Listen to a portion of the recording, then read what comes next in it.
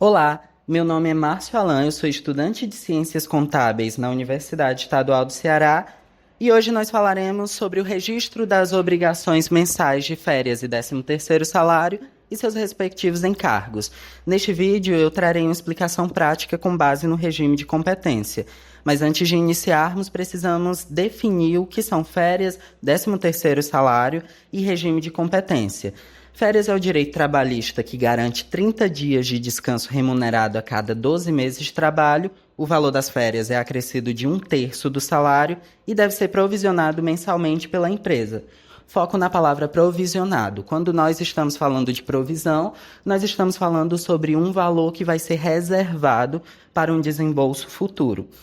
No 13º salário, é o pagamento extra equivalente a um salário anual dividido geralmente em duas parcelas, uma até 30 de novembro e outra até 20 de dezembro do mesmo ano. Também deve ser provisionado mensalmente à razão de 1/12 ao mês. Já o regime de competência, o que é? É o princípio contábil que determina que as despesas e receitas devem ser reconhecidas no período em que ocorrem, independente do pagamento ou do recebimento no caso das receitas. Por isso, férias e 13º devem ser registrados mês a mês, mesmo que sejam pagos no futuro. Como nós falamos, apesar do desembolso só acontecer depois de 12 meses, esse é um direito adquirido mensalmente durante 12 meses. Por isso, eu trouxe um caso prático de uma provisão de férias e 13º salário do mês de junho de 2025. Como nós estamos falando de junho de 2025, nós pegamos a folha e aqui eu tenho 5 funcionários, nós temos o salário base de cada um deles e eu não vou lançar funcionário por funcionário, eu vou lançar o valor cheio da folha. E aí eu vou apurar férias e 13º salário. Como eu faço isso?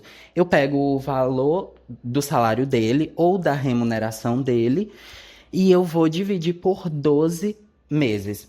Ao dividir, eu pego um desses meses, aqui nós temos ao lado na tabela auxiliar, e a gente divide esse valor de 12 meses por 3. Então, a gente vai ter 1/3 de férias constitucional. E o valor de férias que a gente vai provisionar é esse valor cheio de 1.265 e não apenas o valor de 948,75. Já o 13º salário é muito parecido. A gente vai dividir o salário base por 12 e vamos ter o valor da provisão daquele mês. Como podemos contabilizar isso? A gente vai provisionar tanto as férias como o 13º salário, o débito vai para uma conta de resultado, seja custo ou despesa, porque justamente representa uma despesa de um direito adquirido naquele mês. E para que no final dos 12 meses não distorça o resultado da empresa, a gente precisa reconhecer agora. E aí, como eu disse que era de junho, a gente lança no último dia de junho, débito de férias ou débito de 13º salário no resultado, o valor cheio dos funcionários e o crédito de igual valor vai para a provisão para férias ou para a provisão para 13º lá no passivo circulante, porque a gente está falando de 12 meses.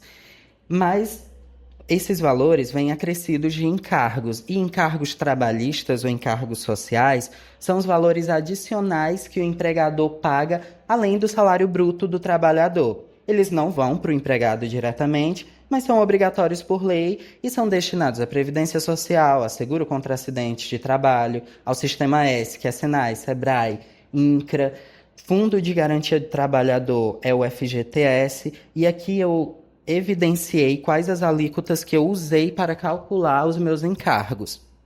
Mas qual a base da contribuição? Que a gente chamou lá na apuração das férias e do 13º, a gente chamou de salário base, mas pode ser remuneração, e aqui a gente tem alguns proventos que entram e outros que não entram nessa apuração. Vamos tratar aqui no nosso exemplo apenas do salário base. E é basicamente o conjunto de verbas salariais recebidas pelo trabalhador que servem de base para cálculo das contribuições do empregador e do empregado.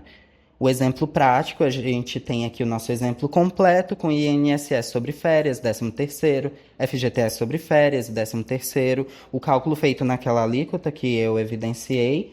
E como que a gente vai lançar isso na contabilidade? Nós podemos lançar 2 débitos para um crédito.